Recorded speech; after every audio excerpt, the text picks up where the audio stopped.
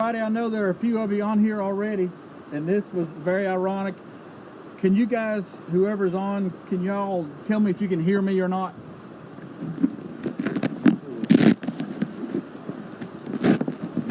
Just let us know if you can hear us.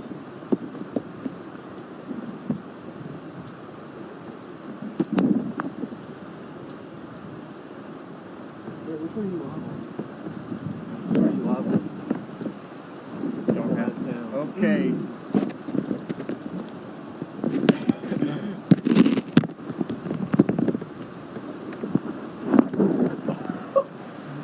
Oh man. Where's their headphones? Let's see here. Let me get the headphones.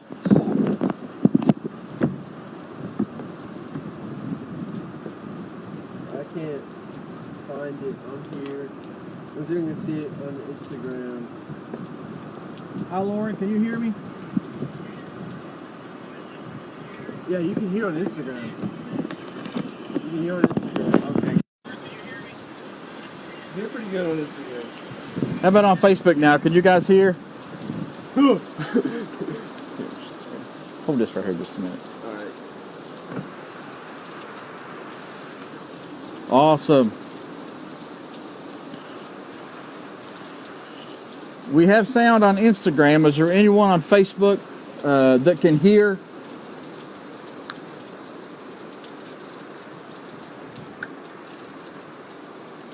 Might have to hold. Okay, great. Thanks, Lauren. I know you can hear there. Nice. It's not storm. Sandy, can you guys hear? Okay, great. Great, thanks. We're waiting on a few more to come on. It's really ironic that we're doing a message on the perfect storm, because as you can see behind us, there is a storm. We're going to try to get this position without getting everything wet. Yeah. Alright. Is that good? Okay, great. All right, I'm going to show these guys on Instagram. Can you see the beach? It's kind of It hasn't rained all day, and we start a Bible study on the perfect storm, and then here's what we get. Lauren said hello. Hello. Hello. We've got 9 more watching. I'm not sure what time it is. What time is It is 7:59. Okay, just a couple more minutes, guys. We're hoping everybody's doing okay. I'm not sure about the weather back there, but it's been cloudy here most of the week. Yeah, just thank you guys for letting us know that you're watching. This is neat. This is the first for us. I know a lot of you like the beach. I know Tia's watching. I know you love the beach, and we do too. Even if it's raining, it's still pretty cool.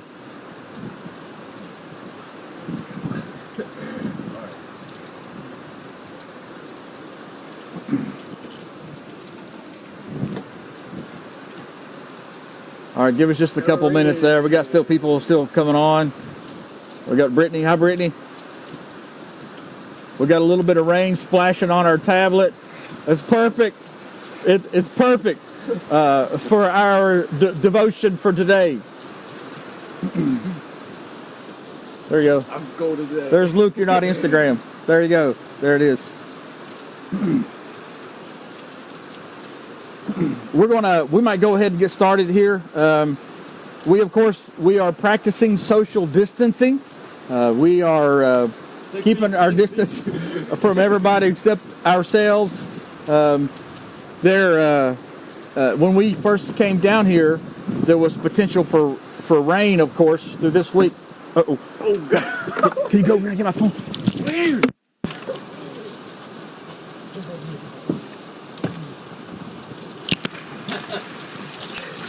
Hang on. We had a problem. Oh, no. Oh, no. Okay. Oh, man. I apologize. Hang on just a second. We've had a complication with the rain. We've lost the Instagram feed. Okay, here we go. Anyway, I'm gonna start the devotion out. I'm gonna probably have to hold the tablet because the rain's coming in. Oh man. When we first came in, there was a chance. We got a message on our phone about a tropical storm heading up the coast. And when we got here to the beach, of course, there were some of the roads were closed because of the flooding, and we got here the very next day. There was lots of dead jellyfish on the beach, and Luke actually found a shark's tooth. So little trivia: whoever posts what the question is, they will get a hamburger special from Otis. Love eat at Otis. Just a few years ago on the Outer Banks, here's the question. There's some people that dug up from the sand a massive shark tooth from the largest known species of shark. What is the name of that shark species for whoever is watching? Anyway, go ahead and put that in. Whoever gets it up first, you guys got it. But anyway, I want to tell you a story really quickly. Shane got it. Megalodon. Congratulations. Shane Wicks got the free burger from Otis. But a few years ago, it was 1991, I had graduated high school, and I was a freshman in college getting my business degree. And we have a big cold front that came through. It was in October. Some called it the Halloween storm. It had a lot of snow, a lot of cold wind from Canada.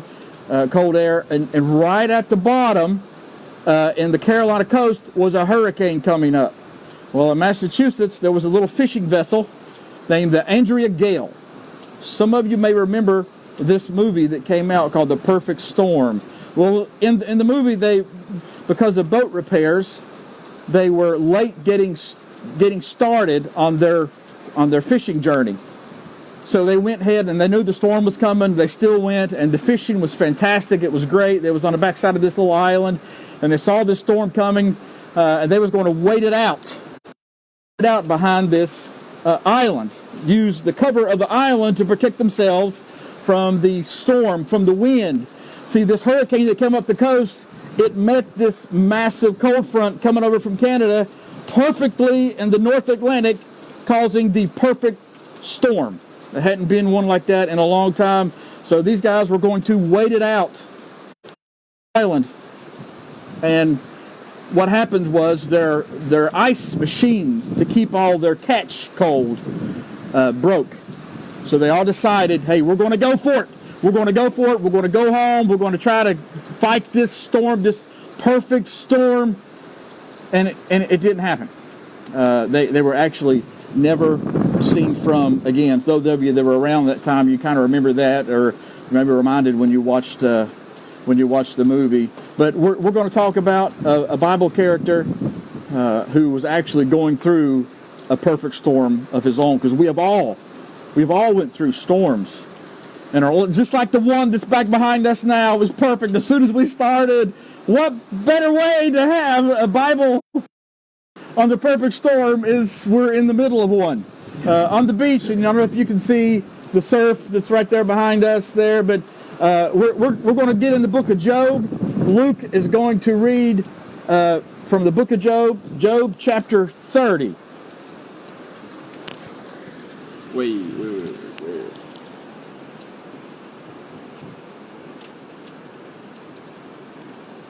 Right here? Mm-hmm. Right. Ooh, man, that storm's scary.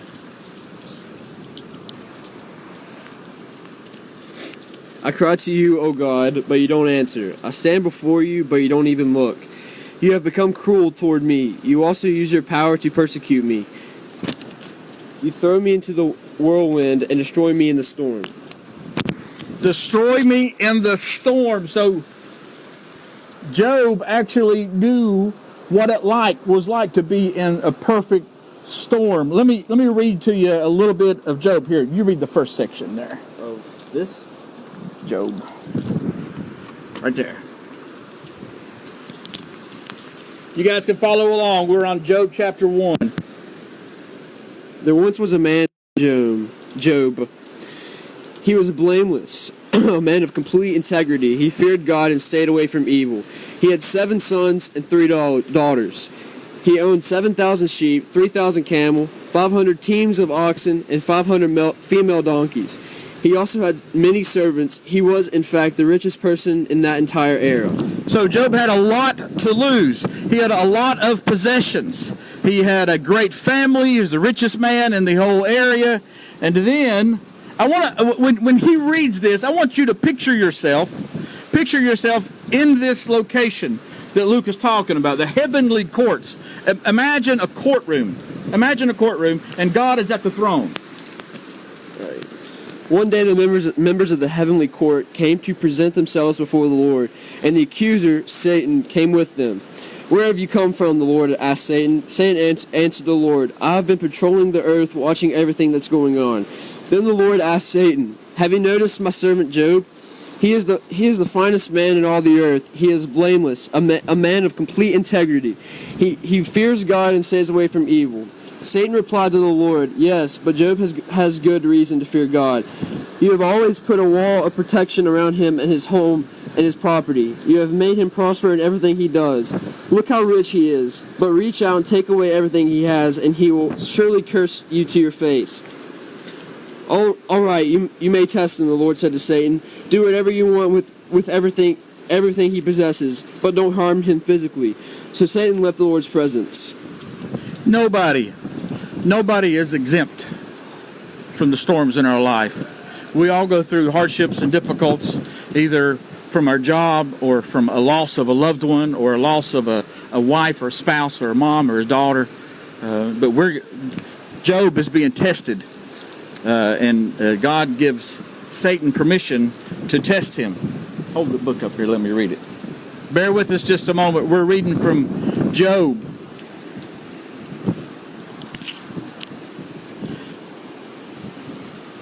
One day when Job and his sons and daughters...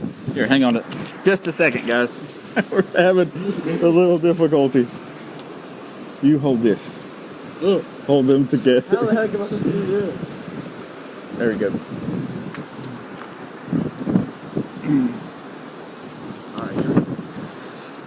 One day when Job's sons and daughters were feasting at the oldest brother's house, a messenger arrived at Job's home with news. Your oxen and your cows and your donkeys were feeding, and they were stolen. And it goes on. It says, and it was terrible that he lost all those things. And then it says that while he was still speaking, another messenger came and said there was a band of Chaldeans that killed all your servants.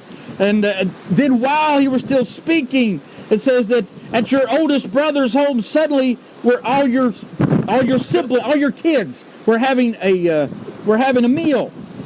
A storm came, and wind came and knocked the houses down, and all your children are dead.